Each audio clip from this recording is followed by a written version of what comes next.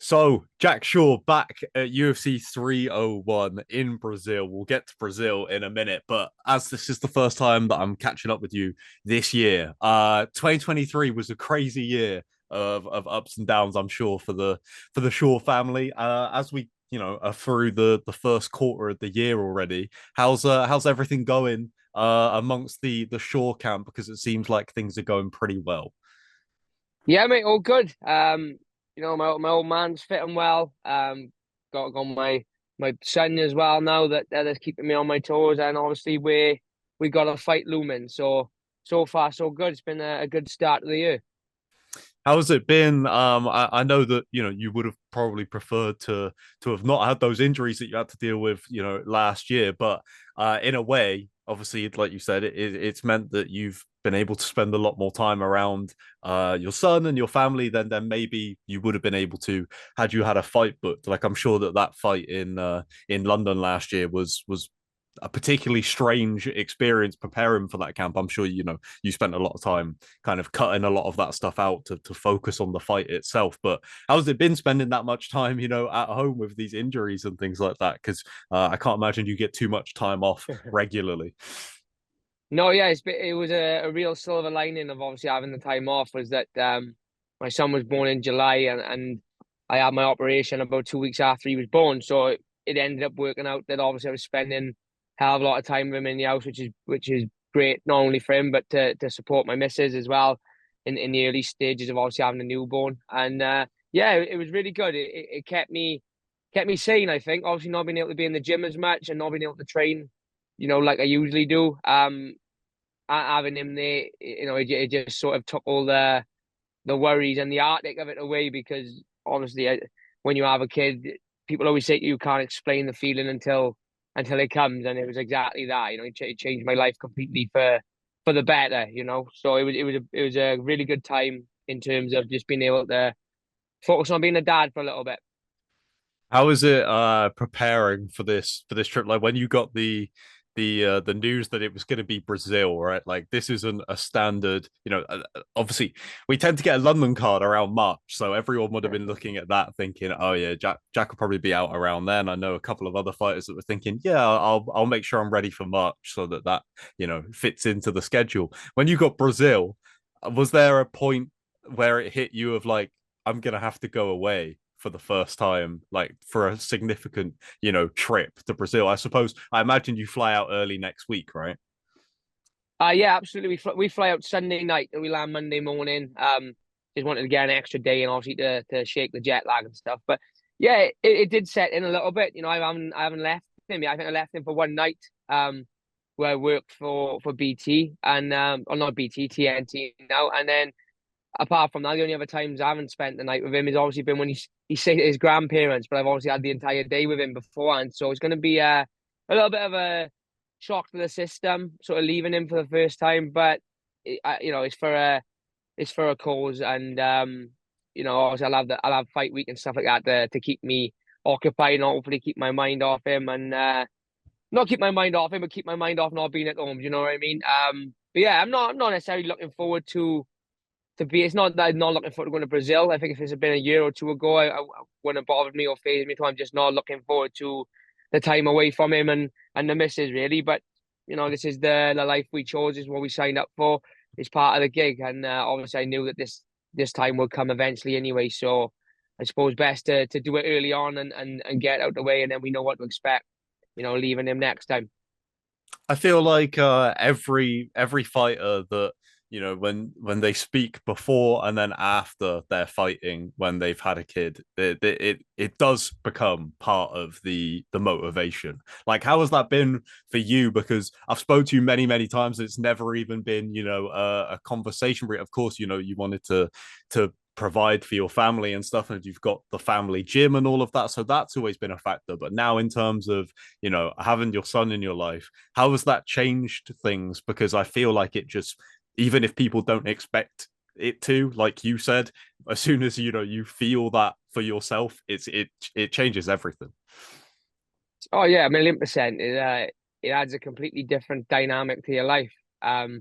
Before and I was just fighting and the money I was making was kind of just like, oh great, got a lot of money in the bank and You know, it's great to get paid well for what you do. Obviously now, every time I sort of think about buying something for myself or think about making a bit of money, I got that in the back of my head that you know, got a little guy I gotta provide for now for the next 20, 30 years probably, knowing me and me being the if I'm anything like my parents, that's what I'll end up being like. So yeah, I mean, it's just extra motivation, you know, to go out there and get a win. We obviously double our money if we win, and you know, it's made me look at the business side of things a little bit more now that, you know, I want to be in big fights and stuff, but I also want to make sure that I'm getting paid, you know, enough money to be spending this time away from the family and sacrifice, because it's not just a week away. I mean, it's the training camp as well. Like, you know, my missus has been an absolute godsend this camp, doing all the night feeds, and you know, some days I'm lucky if I see him for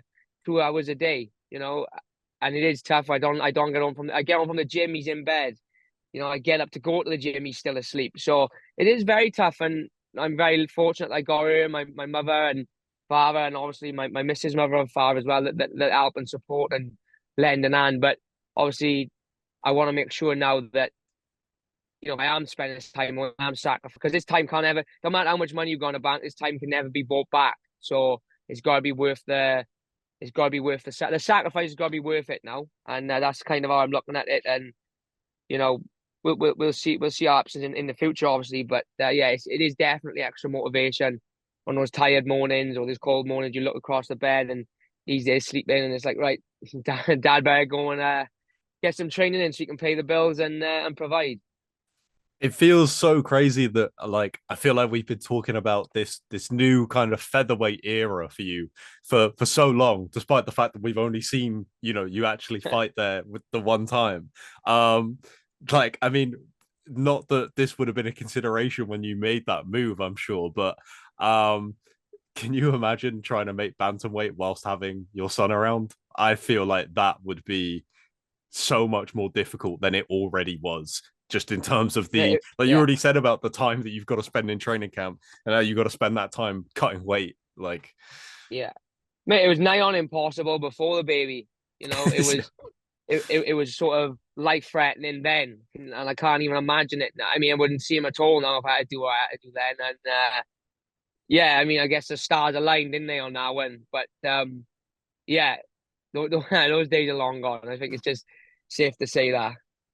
yeah, I mean, like I said, we've only actually seen you fight this weight class once, but obviously you've spent a long time now with those adjustments and things like that. Like, I know that it made a big difference for you in the Makwan fight, just being able to focus on actually getting better instead of just getting down to bantamweight. So, Hmm. how has it been? I know that obviously with the injuries and stuff, but how have you felt that difference now that you've had, you know, over a year of being a featherweight?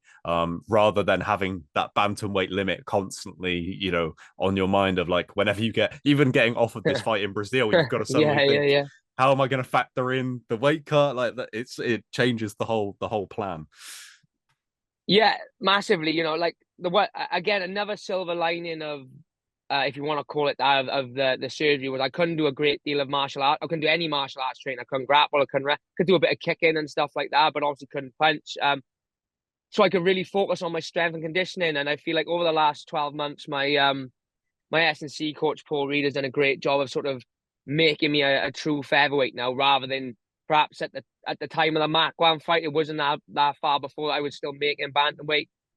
Maybe I was a little bit of a not blown up bantamweight, but I was just a kind of a guy who was a featherweight that was at the smaller end of the division probably. Whereas now I feel like I've truly put on the right amount of sort of size. I've gained the right amount of strength to be able to compete with some of the bigger guys in the division. And that was obviously but I just feel so much better at this weight. Like even in the gym, you know, I feel strong, but I feel healthy, which is the most. I've been able to. I always push the limits of training. I still like to do 3 or 4 sessions a day, but I can truly focus those sessions now on my technique and my sparring, and not after having the back of my head, I gotta go for a fucking 10 mile run after this, or I gotta get up in the morning and run 10 mile again. It's totally changed my approach and my view on training. It's made me sort of fall back in love with the training. I always loved fighting, but the training for a long time at bantamweight was just a chore because of I always had that weight thing lingering in the back of my head. And I'm still gonna cut weight at this weight. It's not like I'm gonna walk into fight week like 146 pound. That's not gonna happen. I've still got a bit of weight to lose this week, and obviously gonna have to do a water cut. But it's just so much more stress free. Like I give my weight to my nutritionist this morning, and obviously without getting into the numbers, it's night and day difference to what I would be at this stage for a bantamweight fight. It's actually scary to think back. That like I look at it now and I think, well, I've got this much to shift.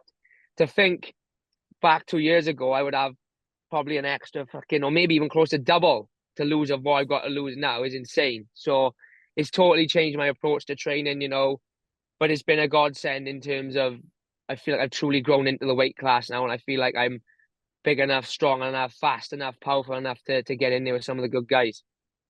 Feel like last year in London we got like a little bit of a Jack Shaw 2.0, and it feels like with Mm-hmm. everything that's happened in the last year, like you said, really filling up to the featherweight kind of frame, it feels like we're getting 3.0 just a year later. So I'm excited to see it, mate. And Brazil, I'm sure that'll be a crazy experience for you to go out there and fight over there against one of their guys. That's going to be phenomenal to see. So I appreciate the time, mate, as always, and yeah, all the best for it, and yeah, look forward to catching up with you sometime soon.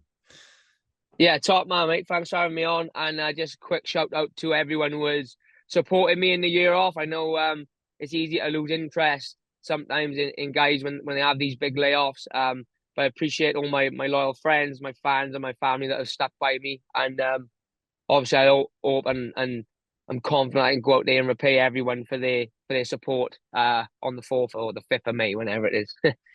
Nice one, mate. All right, thank you. I'll catch you later, and yeah, all the best.